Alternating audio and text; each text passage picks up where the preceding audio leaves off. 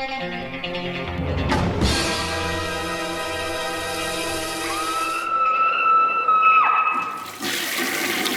guys, what's up? It is week 291. Let's hop right into these reviews. The first one up is going to be Don't Fuck in the Woods 2. Yes, there's a sequel to this. Yeah, the original was made probably quite some time ago. I can't remember, 2014 or somewhere along the lines. Maybe a little bit after that. And it was directed by Shawn Burkett, who is, I believe, an Ohio indie director. Funny story is, I was almost in Don't Fuck in the Woods Part 1. And they kind of explain a lot of the backstory of that movie and the making of, because that's a special feature on here. But Don't Fuck in the Woods Part 2, I was kind of looking forward to. It has a bunch of familiar faces in the indie scene in here. We got Jason Crow up there. Who else pops up in here? Kaylee Williams, Kayla Elizabeth, all people I know or have met or worked with. There's some other ones, Brittany Blayton from the original, and some other people as well, Kenzie Phillips, just a slew of people I knew. So this has been coming out for a long time. They've been making this one for quite some time. So Shawn Burkett, like I said, the first time I saw him was back in like 2012 with like Bludgeon, so with Haley Madison. So he's been making movies for a long, long time. Probably got around the same time as Dustin Mills started. So yeah, Don't Fuck in the Woods 2. Now the first one got some notoriety, obviously because of the title and everything like that in the film, and the sex and everything like that. So yeah, the sequel. Now the cool thing about the original is I don't remember it very well. You know, I saw when it came out. I had mixed feelings. I didn't love it, didn't hate it. You know, it was what it was. Monster movie in the woods, which I dug. So like, you think it's a slasher with a title like that, playing on the tropes, you know, don't screw in the woods, you're going to be murdered, yada yada yada. But no, it's actually a little bit different. They used actually a monster flick, which is pretty cool. So this one, again, you think it's going to pick up. You know, the first one, they defeat the monster, it's going to pick up. Maybe there's a new monster, maybe the monster's not dead, yada yada yada. But no, it's actually a little bit different than that. It's not a monster flick, it's something else. It plays more like an infected zombie kind of rage kind of thing, where a lot of the characters in the film are infected with some sort of parasitic creature that makes them go nuts. So there's a group of camp counselors out here trying to fix up this place. There's an ex-con there as well, and I think they're just camping. I can't remember if they're counselors or not. But the group is basically hanging out this like cabin and everything like that. There's an ex-con involved, the sheriff busting his balls, and Brittany Blayton runs in from the original and warns them that, you know, something rough is coming. It turns out that there's just parasitic creatures that are coming from the original monster, and they're getting into people and making them go crazy. A la the cover art here, you see the people with the sharp fangs. Think Night of the Demons, think Savage Harvest. We've seen this kind of thing before, but hey, it's always welcome to me, these kind of infected crazy monster movies. So the special effects, you know, they're decent. You know, the makeup effects on the monsters I thought looked all right. There's a decent amount of blood. Of course, there's a decent amount of sex. There's always sex in these movies, and they kind of push the limits in indie movies on sex. You know, it's not explicitly pornographic or anything like that, but fairly softcore kind of sex scenes and everything like that. I don't think they show any, you know, below the belt stuff, if I'm not mistaken, but they show enough, I would say. So yeah, this one actually was decent. It was entertaining. I thought that it was a little bit more professionally well done. In comparison to some of his other films I've seen. I thought it had a bigger budget, you know, a little bit more slicker, all that kind of stuff. So obviously Shawn's gotten better at directing films, and that's always a plus. You know, you never really can tell. There's a lot of filmmakers out there that never really show any growth, and that's always just kind of a negative, you know, to be honest. If they never actually, their first film's not is not, it looks exactly the same as their 10th film, you're like, what, why? I don't understand, you know, that kind of deal. But yeah, I thought this one was fairly solid and entertaining for what it was, an independent horror film. Plenty of nudity, plenty of sex.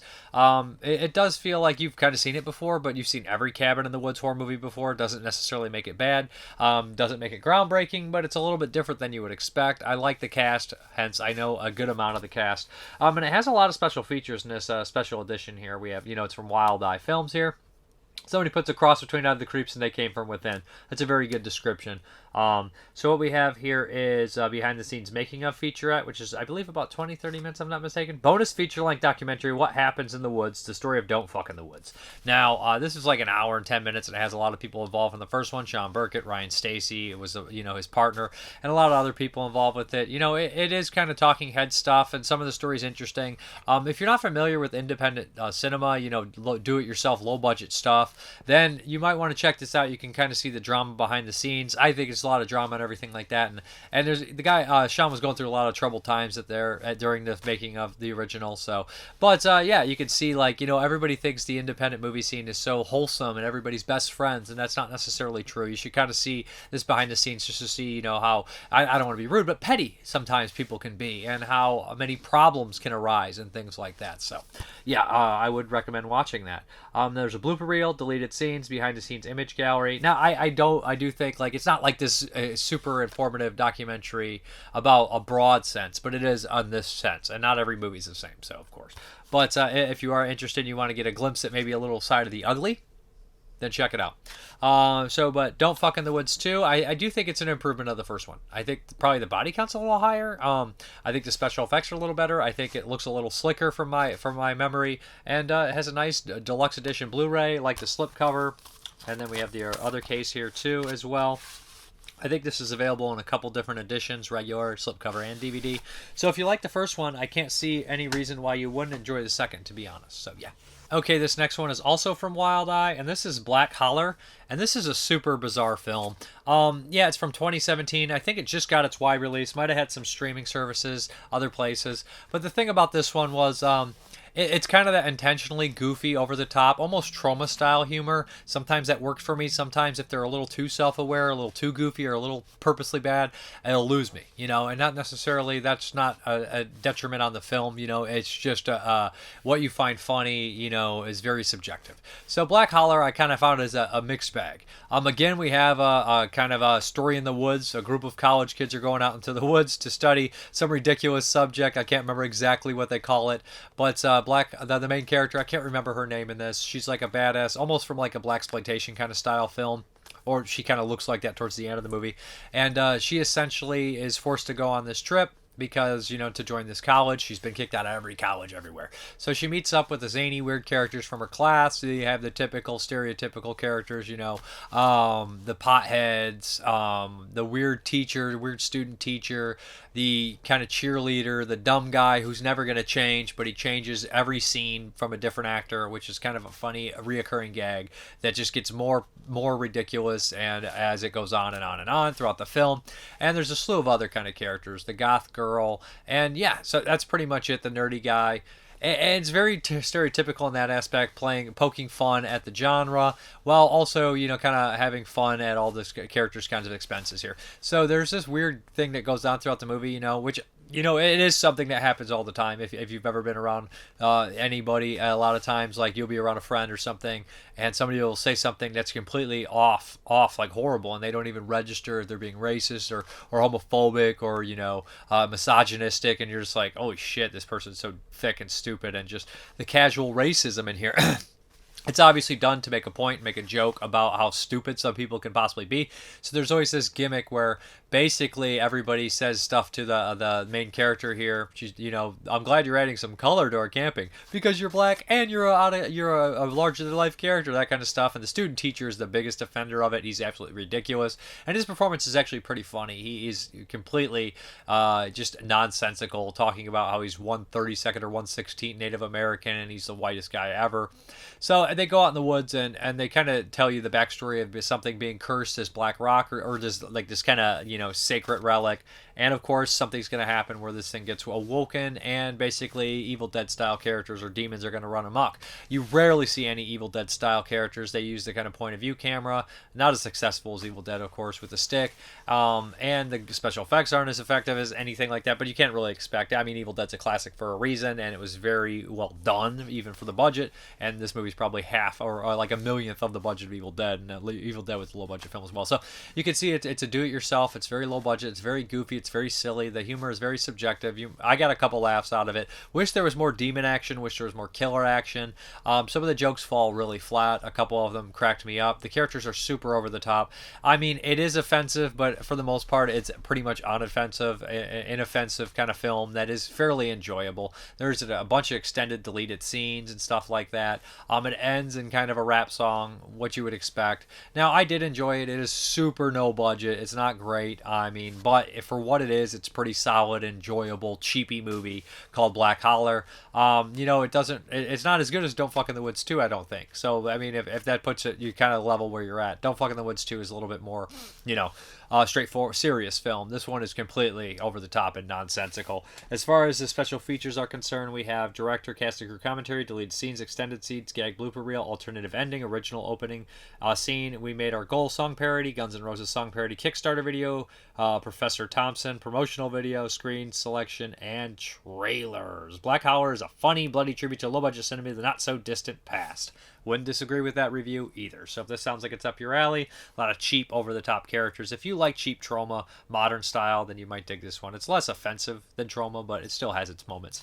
Okay, the next one here is from Michael Felsher, and this is a new company. This is, I believe, a Diabolic company here, and this is After Effects Memories of Pittsburgh Filmmaking. So this originally, I believe, was on the 2005 release of Effects from Synapse. I do not know if it made it on the AGFA release, but this is a different edition of the film. It's 14 minutes longer, making a feature length itself. Michael Felsher, you know, he does Red Cert Pictures. He works on a lot of commentary stuff, and he was a personal friend of George Romero's and those guys, so he knew them very well. So when he made this documentary, there was a lot of people still alive, a lot of people partook, and its basically main focus is Effects, which was a 1979 movie, which I don't think was very shortly released in 79, then 80, and then kind of was in obscurity for years. It's a regional Pittsburgh film starring Joe Pilato and John Harrison and Tom Savini and a couple other familiar faces if you know the Pittsburgh crew.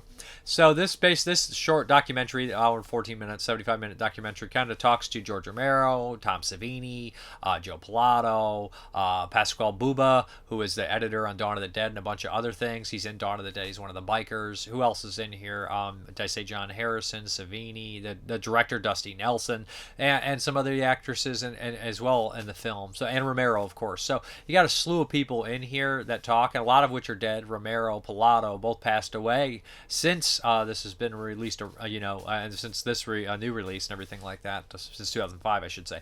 But yeah, so it's always nice to see the story of how George Romero hooked up with these guys after making Night of the Living Dead. These guys are making their own industrial films in Pittsburgh, and it really paints a picture of what Pittsburgh filmmaking was like back in the day. How you didn't have to go to Hollywood, you didn't have to do these things. You had this family, they rented out this kind of nice little office, and that's when they started getting involved in things. They'd go there and hang out, and it was like a clubhouse and all these kind of things. So it just paints this like kind of wonderful picture of a bygone era of filmmaking, regional filmmaking at its best, and industrial and stuff, and all this kind of weird stuff here.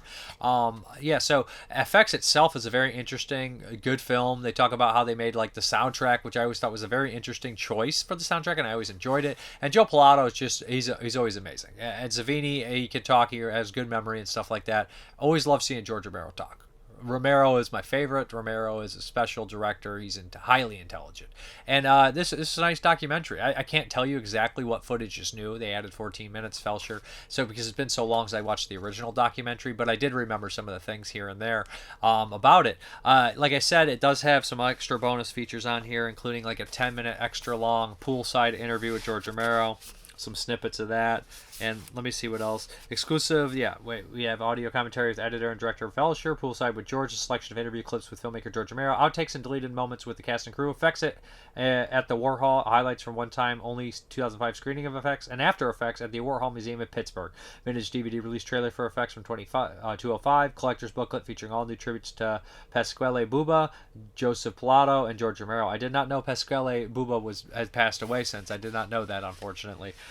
Maybe I did. I might have forgotten. But yeah, there's just so many people that are no longer around, which is very sad. So I'm glad that these kind of documentaries exist to kind of showcase who they were. And this one is really good at painting the picture of how it was. Although you can't necessarily be there, but it does help paint the picture. You see like clips of the trailers and commercials they made, and even short films that not really been released. And I'm sure they bring back a flash to a lot of people that grew up at that time and everything like that, or knew these guys in person. But hey, long live Romero and Pittsburgh filmmaking. It has a special place in my heart, and I will always love this kind of stuff. Okay, the next one is from Well Go USA, and this is, I believe, a first-time director here, at least feature-length, named Martin Owen. And this is a strange film. If I'm not mistaken, is it a New Zealand or South African or something along those lines movie? And this is The Loneliest Boy in the World. Now, this is kind of a strange story, kind of a zany, weird film with a lot of zany, weird characters. Might be Australia, I can't remember. New Zealand, Australia, South Africa. Sometimes I get confused. They are speaking in like English accents, though, like Americanized accents, but I do believe it is a foreign film. A lot of the actors are at least foreign, especially when you have like the interviews and everything like that. So essentially what we have here is kind of this like weird zany thing where like this young man, he has no friends, he has no family, he's very lost and very bizarre. He ends up digging up a body and kind of making his own family. with these, of course, to his kind of surprise, they come to life. He has a new mother, a new father, a new brother, a new dog that is falling to pieces. Now, this is a coming of age story, so he has this family that he never knew he didn't need. You know what I mean? Like, he never had a family, and this family helps him. Find confidence in himself, stand up to the bullies, fall in love, all these kind of things until the very end. You kind of expect to see what happens. You know exactly where it's going. Now, on paper, this is totally up my alley. It reminds me of something like what is it, Life After Beth, or My Boyfriend's Back, which I think are both superior films. Both have that zany quality about them, or even Fido, which is a really fun zombie film. So all these movies, I feel like, have like some similarities here. I feel like they do share DNA.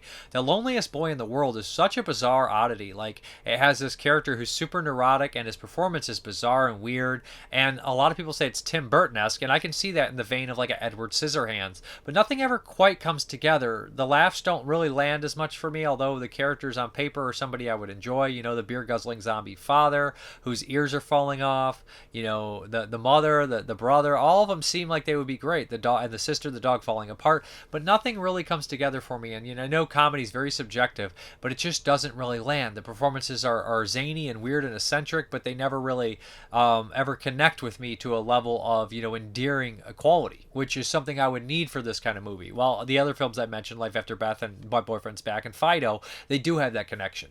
It feels very much like a 50s style town, all that kind of stuff. And there is stuff to like. The set design's perfect. All that stuff is great. The lighting's great. The camera works great.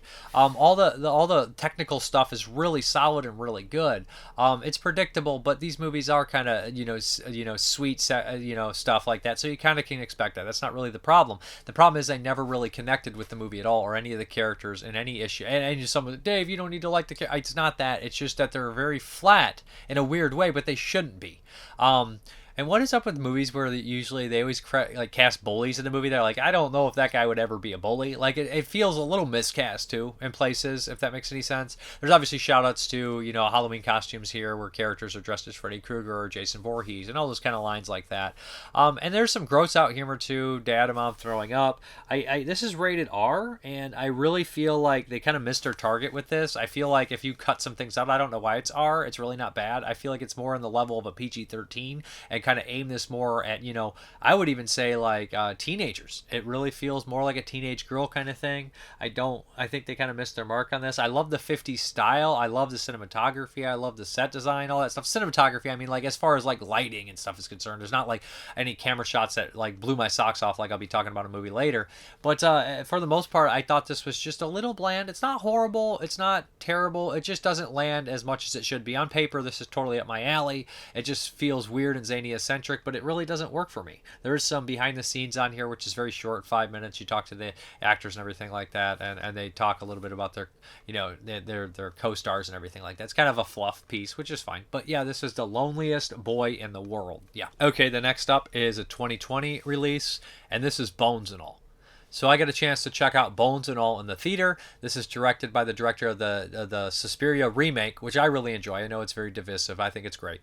So Bones and All is a 2 hour and 10-minute horror romance, and it is a super bizarre film. So I believe it is shot on film. It's absolutely a gorgeous looking movie. It's a road movie. It's a coming-of-age story. It's a romance story. It's also a cannibal story. Now, I feel like I should just kind of not spoil this at all and just get my general thoughts out first, and then we'll kind of dive into spoilers afterwards.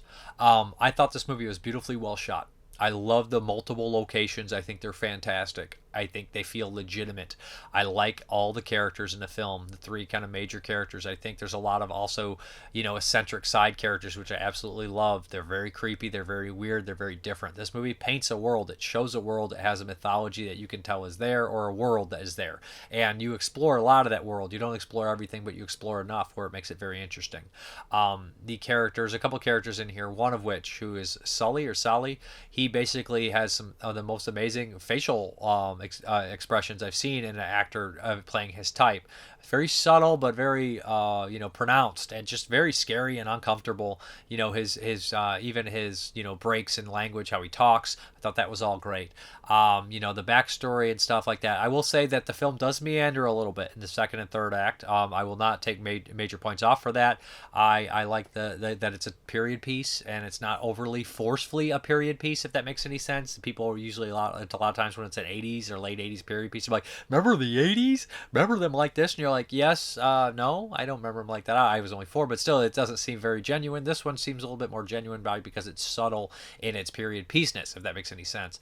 But yeah, there's just a lot of great set pieces. There's a lot of good story going on here, and there's a lot of great acting. And the initial shock of when something happens kind of blew me back. So I really liked it. I thought this was pretty great. This is going to be a movie that divides the audience. This is not one, if somebody came to me and said this movie's a pile of crap, I'd be like, okay, that's fine, or whatever you think. Or if somebody came to me and said it's a masterpiece, I'd be like, I'm more on that side, but it's not exactly. But reminds me of My Heart Only Beats If You Tell It To, which came out last year, the year before, kind of in that same vein, but not. This movie's much bigger, much more professionally well done, bigger budget, bigger story, bigger world. I mean, how many fucking new states does it go to? I love that it's a road movie. I love that it travels. I love that it feels big. It reminds me of Dr. Sleep in some ways, which I liked. How big it is, a lot of the traveling and all this kind of stuff, which a lot of people could say is repetitive too. But I like Dr. Sleep. So anyways, I would give this a strong recommend. I thought it was pretty great. The 2 people I saw it with did not like it, did not enjoy it. And they had their complaints, and they said it was long, it meandered, it repeated itself, yada, yada, yada. I could see some of that. Some of it I disagree with, just to see a movie this gorgeous was a treat in theaters. So now getting into the spoiler stuff here. Now, the movie really is kind of a three-hander. There's 3 characters here. It's one of these ones where, the title comes from a moment in the film that I loved, Bones and All. That was very scary. And the movie's just cluttered with, like, Americana and like creepy Americana, like the good times were not so good, the good old times were not so good, that kind of deal. But the character of Sully, I mean, the ending is predictable, but all the characters, they're just like, they just are genuine. They feel legit, and I really enjoyed the performance from the lead here. I love the romance between the 2 characters of Lee and Marina, and I think they did, not Marina, but Marine, and I think they did a great job. There's this good character, I guess like exposition stuff where you learn about her past through this kind of radio, this message, this tape that her father left her, and like you get all these kind of weird kind of locations and everything, and it just really fits well. And brutality, there's a couple moments of extreme brutality that made me, oh wow, the finger, the cornfield scene, just stuff like that. The first initial eating, and the first act, I think, is so powerful. I think it's wonderful. I think it's probably one of the best acts of the year. The second and third aren't as strong, but they're still good. That first act though hits really hard. Especially, I loved it. I was loving the first act. The finger, and then the first feeding. The way they handle this kind of like mythology. It's just people have to feed. They're eaters, and they're not vampires. They're not ghouls necessarily. I guess they would kind of be ghouls in a way. They're eating dead flesh. Not all of them eat dead flesh. Some eat alive, I assume. But just that idea that there's these cannibals. It reminds me a little bit of Raw, too, which is a really cool film from 2016. So as a similarity, it's definitely about trauma, growing up with this disease, mental illness, or whatever you want to call it, or this this thing, and having it be hereditary as well. So I thought it was really great. I thought there was a lot of great wide visual beautiful shots of the countryside of just America. Not necessarily countryside, but just America, because it's rural areas and stuff. It's more on the eastern side. Then they don't really go too west. They hit Iowa, Missouri, Minnesota, Wisconsin. I don't think they hit Wisconsin, Ohio, Michigan. These places, Virginia. So they hit like these different states, and I thought that was really refreshing. All 3 of the main cast and crew are phenomenal in here, and good characters. Love the stuff, great stuff. Bones and All, it'd probably be on my top 10. I can't think of 10 movies better that I've seen this year. Horror films, not at all. It's going to probably be in top 5. The next one from 2022 is Jeremiah Kipp's film Slapface. Now this is on Shudder, and he messaged me and said, "Are you going to check this one out?" I watched some of Jeremiah's shorts, and he's worked with a lot of independent films. And I said, yeah, it's definitely on my short list to watch. And so the thing about Jeremiah Kipp is I remember his movies, they're on a budget, but they're very professionally well done. And he uses his budget very well. You can't really tell they're on budget. They're very professionally well shot, lit, all this kind of stuff. He uses a very good crew, obviously, and he knows what he's doing. Slapface is no different. Slapface is a very solid kind of It has definitely I wouldn't say regional quality, but the film is very, very kind of like a rural film, very personal. The biggest actor in here is Dan Hayeda. I always say his name wrong. He's in The Hunger. He's in a million movies. He's in geez, what else is he in? Adventures of Buckaroo Bonanza. He's in a lot of films. He's a very good actor. Tons of stuff. So basically, this one is a bizarre film about two brothers that are kind of growing up together. You know, the older brother's taking care of the younger brother, and they have this thing called Slapface, where they slap each other pretty hard in the face, and they progressively get harder and harder and harder. Now, the younger boy has some more. They both have problems. They both have a lot of problems that stem from probably the loss of their parents and other things too. Something doesn't seem right. In fact, this whole little small town feels to be like little off. So one day there's a story about this kind of witch character that's out in the woods and everything, and some bullies, twins, and this other girl that they seem to have a relationship. The young boy and her. He kind of is dared to go into this place. Otherwise, they'll keep picking on him, and if he goes, they'll let him in their club or whatever, yada yada. So he goes in and he's confronted by this cloaked character, this witch character. And they start to form this kind of relationship over time. Now this witch seems to protect him against all the dangers, including, you know, people that he loves or people that he needs to, all this kind of thing. So as it progresses, things get out of hand, exactly how you think they're going to get out of hand. People end up dead. You know, the police keep coming around, all these kind of things, while the brothers' kind of alcoholism spirals out of control. It's a good story about grief and trauma, just like every horror movie that's been coming out for the last few years. You know, A24 really kind of, you know, I don't want to say that because there's always been these kind of movies everywhere all the time, but, you know, put it in the front and center for everybody. So now, like, you see a few, you're just kind of picking up on these patterns of the years and everything like that. And I think Slapface is really well done. I think it's well acted. I think it's really dark. I think it's creepy. I think it has a good folklore to it as well. So I'd really recommend checking out Slapface. Nothing wrong with it. It's on Shudder. You could do a hell of a lot worse. It's fairly short, doesn't wear out its welcome, well acted, and interesting as shit. So Slapface, good stuff. Okay, the next one here is the last 2022 movie, and this is Sissy. Also on Shudder, and boy oh boy. Now I've seen the reviews all over the place from like 4 or to like 2.5, and I'm looking at the people who don't like it and stuff. So I popped this one in, and this is an Australian film, if I'm not mistaken.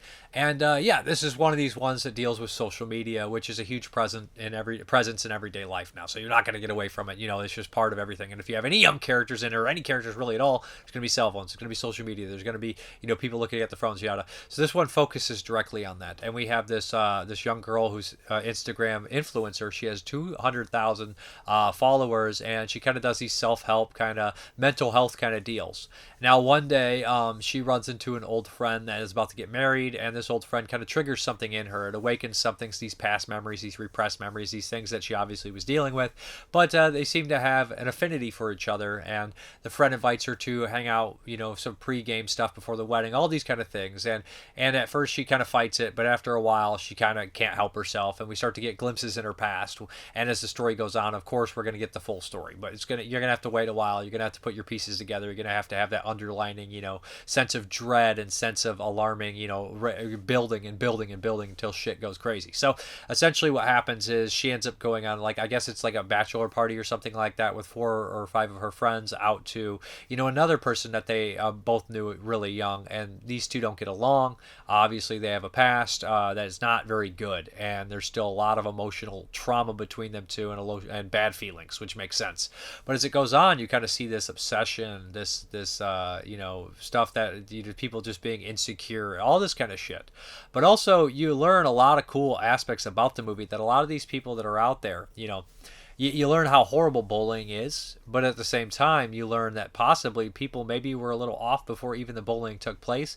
And sometimes the people who are telling you the they have no credentials to do it, and they're more messed up than you, and they have worse problems than you, and although it may help them do this, maybe they shouldn't be doing it. Maybe it's this form of escapism, maybe not. Maybe they're not saying any of that. Maybe you just have to put this kind of issues all together. But regardless, it's a very intelligent kind of film in that aspect, and it's very layered, and it just gets you thinking and your mind working, and you're just thinking, wow. But a lot of the acting is really solid, especially from the leads. The lead 3s are all good, but all the side characters are great as well. They're all kind of shallow people. And, you know, sometimes I think everybody in this movie has their shallow moments. And another surprise is it's particularly gory. When the murders happen, people are messed up. They're turned into like goo and smashed, and it turns into this slasher. And I just love the kills. I love how they play out. I think everything really works. I think the characters, are fairly believable, and I love how it ends. I really like this movie. I think it's pretty great. I think it's in the top 10 contender for sure. This one took me back. It surprised me. Now, I think it would make a great, double feature with something like Spree, which came out a couple years ago, where you have that, like, the Uber driver who goes on this mad killing spree, and you have that, like, kind of social media presence as well. I thought it would go really well with that. And there's a lot of these movies that are coming out, and they're saying things that, are very prevalent. Tragedy Girls is another one that I could see kind of fitting into this. I feel like people should make, like, I bet there's a bunch of letterbox fucking list of, social media horror films, but there's a lot of them. I know Going to the World's Fair is another one I have to watch this year that I have ready to go.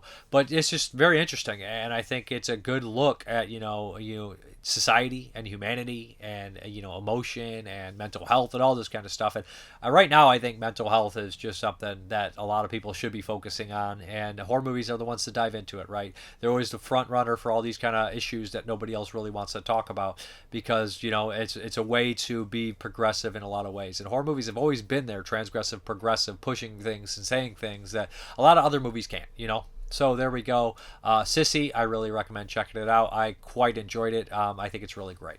Okay, the Patreon pick, I believe, is Jim Simon. This is the last movie I'll be covering today, and this isn't the least. This is from 1976. It's been years since I've seen it. Dino De Laurentiis produced this one, and this is Lipstick, starring Margot and I always mess it up, Margot and Mary Way Hemingway, the Hemingway sisters. Perry King is in here, Chris Sarandon, Anne Bancroft. Yeah, and it's by, I guess, Lamont Johnson is the director, and I guess he did a lot of TV stuff. So, Lipstick, it's been years since I watched it. I remember it being like a rape revenge film, pretty brutal, if I remember correctly, courtroom drama at the same time.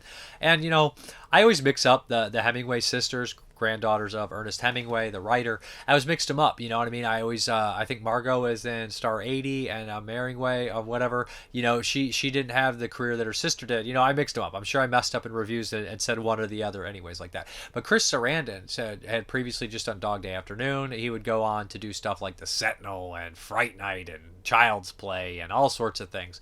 Chris Sarandon is a very good, solid actor, and he can play pretty good range, creep, straight guy, whatever, strange characters. The Resurrected is also a really good one by Dan O'Bannon. So yeah, anyways, this is a pretty fucked up movie, and I drew it out of the hat, and I was like, oh, it's pretty cool, drew it out of the bag, because Tarantino has a podcast, him and Roger Avery's, and they basically covered this in depth, and they talked a lot about it, and they said some cool, some things I would agree with, some things I would disagree with, just because they're, film royalty and they make amazing movies doesn't mean you always got to agree with them, right? So anyways, yeah, this one, it's an interesting film because we have so many movies that do the rape revenge category or the handle this subject, and in a lot of latter years there's been a couple that have really been kind of surprising, like Promising Young Women. I thought they handled it really well, but then in the past there's always been kind of a rehash of a lot of the same old, but there's always a couple that stand out, and I would say Lipstick stands out, what they say and how they handle it. So essentially what we have here is this supermodel, and she's gorgeous, and her kid sister, played by real life sisters here, she has a music teacher that she loves, it's Chris Sarandon, and he's kind of an odd guy, shy, but at first he seems decent.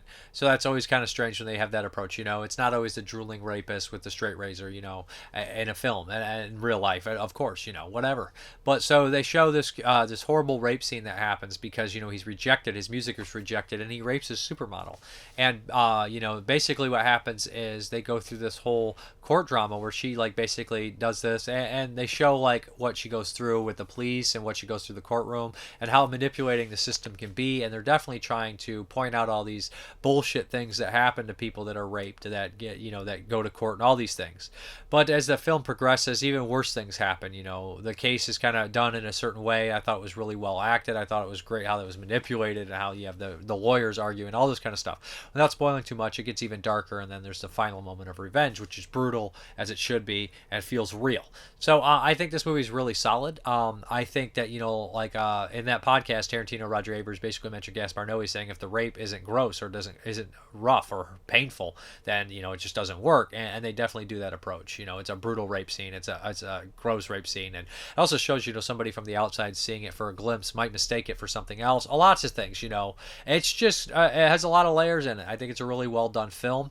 And I think it's well acted for the most part. A lot of people complained about the lead performance from the actress here. She's not as good as her kid sister, but I thought she did decent. I thought she did a solid job. Chris Sarandon, always good. Perry King, he does what he has to do in this one. Perry King would also go on to be in class of 1984, which is another rape revenge movie. He's been in a slew of movies. Always a handsome looking guy, and Hayworth is great in it. So there's like a lot of stuff that this movie's saying and bringing forth that a lot of other films did from the time.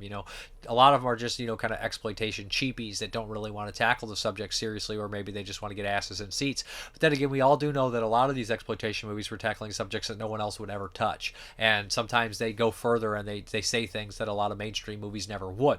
Lipstick is playing with that line of being an exploitation movie but also saying something, and I don't really know where it lands. It's a bigger film, I'd say. I wouldn't really call it an exploitation cheapie, but it does, maybe it's exploitation in a sense. Anything that exploits a certain subject to get asses in seat is exploitation, right? But Lipstick, this one does have some features on there which I enjoyed, and they all talk about Hemingway's sister who has passed, including Margot, talks about her, Perry King. There's just lots of good stuff there. And there's also a commentary with genre film critic Justin Kurzweil and film historian Amanda Reyes. I wish I would have listened to that. But we do have the interview with Perry King and with the Hemingway sister, which is nice. They didn't list her on there, but they are on there. And there's a good interview where they talk a lot about it. And Perry King says it should be a great cautionary tale and all this kind of stuff. And it's just kind of a sad story and everything like that. But that's Lipstick. It looks good. It sounds good from Scream Factory. Really good film. It's been years. I'm glad I got to revisit it. All right, guys, let's get these questions, comments, concerns, all that stuff. 10 Room Bizarro. I've been following your vids since the old days. I suffer from a lot of health stuff, and I put your vids on sometimes to bring me sanity late into the night while in pain. I am also inspired by seeing your seemingly strength with the loss of a parent, and even when you've had your own health issues. The way you continue on in the place of movies in your life, movies and collecting are also my passion of life each day and take me away from my negative thinking, even brutal horror. Thanks, Mrparka.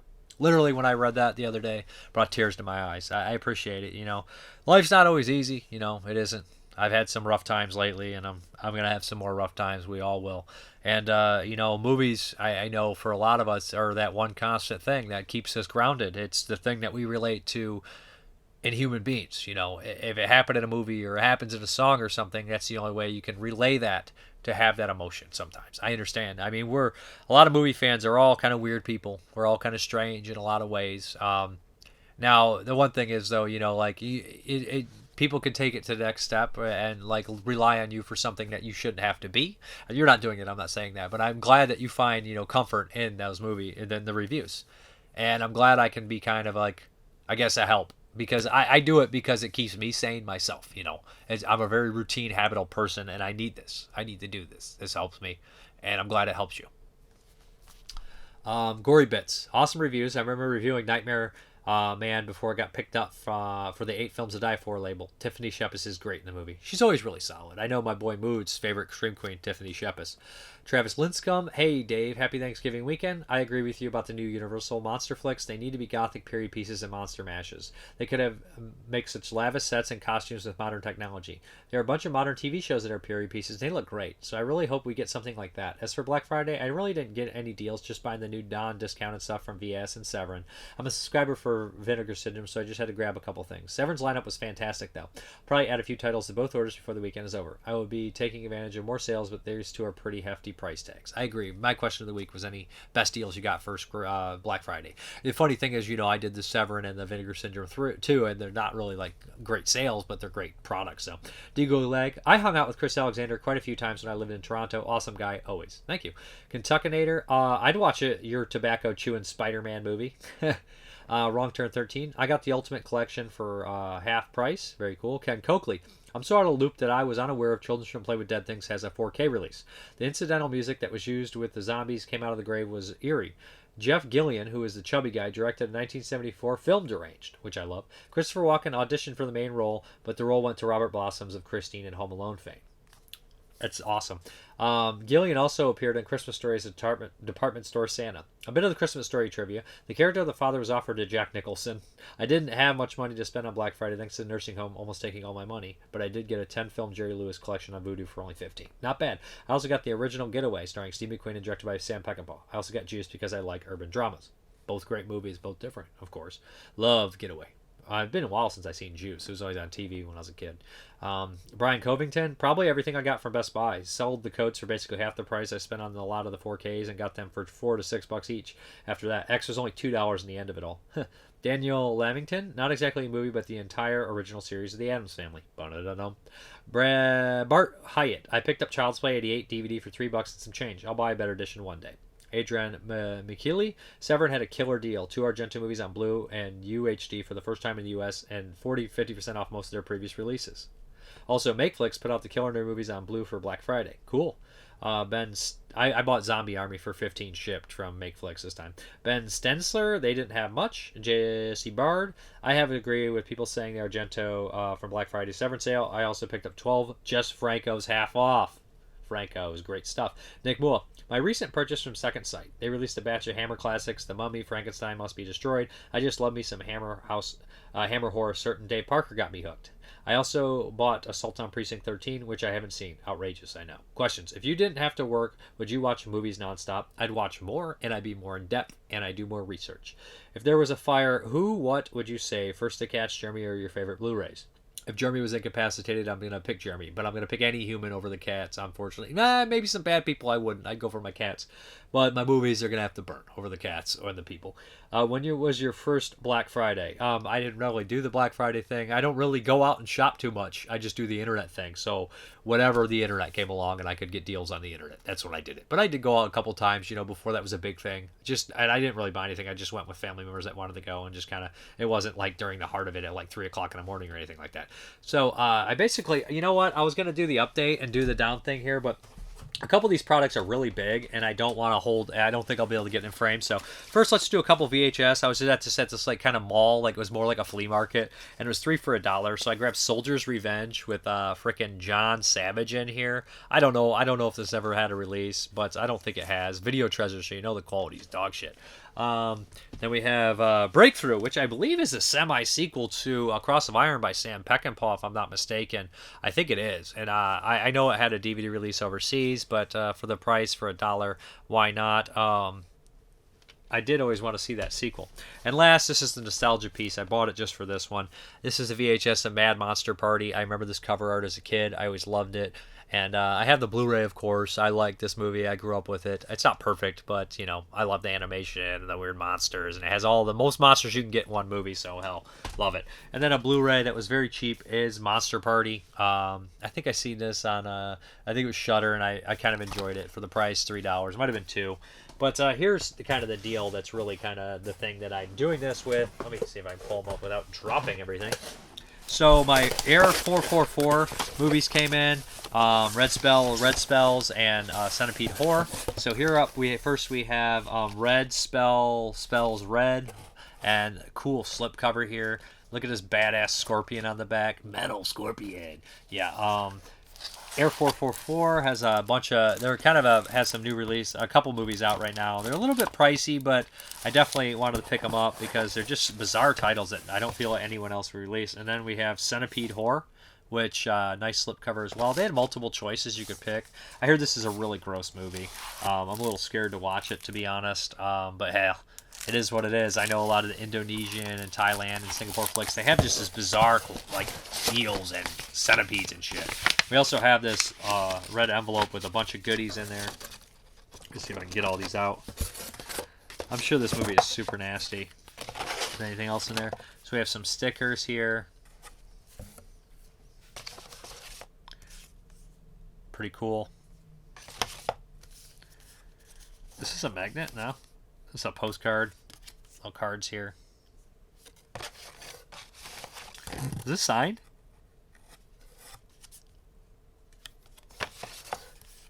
Nice little things like this.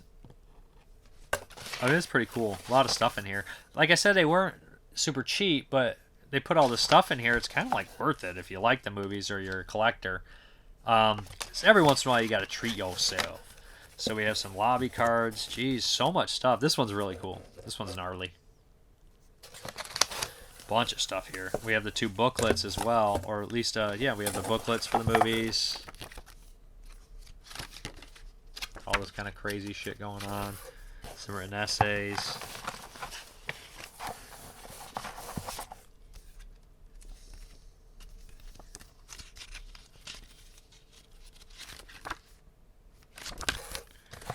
And then we have some freaking lobby cards.